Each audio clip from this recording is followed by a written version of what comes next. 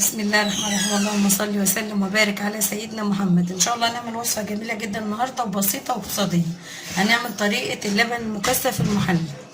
هنعمله باربع مكونات بس، وهو دي طريقه اقتصاديه وسهله وبسيطه.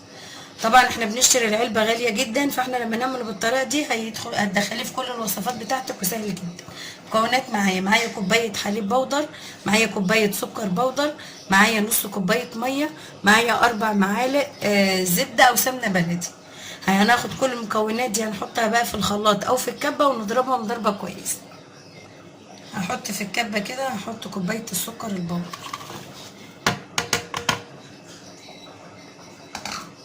وهحط كوبايه اللبن البودر،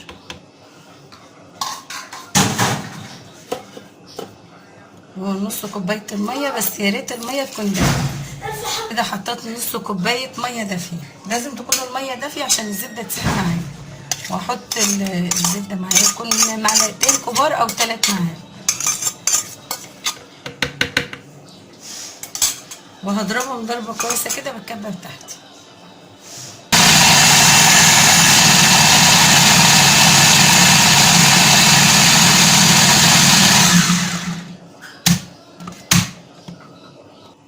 انا ضربته كويس زي ما انتم شايفين كده، بس قوامه سايل شويه، قوامه بالشكل ده كده.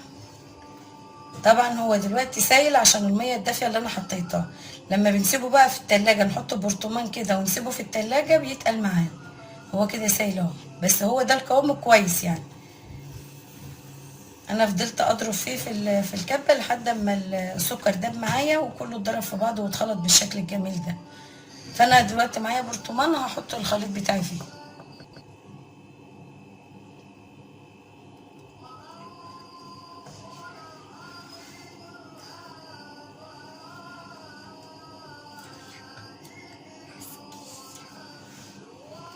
اهو كده بالشكل ده. طبعا الكميه دي هتبقى معايا، هتقعد فتره طويله يعني لكذا وصفه معايا. فدلوقتي هو بالشكل ده، انا هقفله بقى كده واحكمه هحكمه بالغطا وهحطه بقى في التلاجة. بعد فتره كده ساعه ولا ساعتين هنبص نلاقي القوام تقل معانا. هو ده كده الشكل النهائي بتاعنا بعد ما عملت الوصفه دي. يا رب تكون بسيطه وسهله واقتصاديه معاكم، ويا رب الفيديو يعجبكم. والسلام عليكم ورحمه الله وبركاته.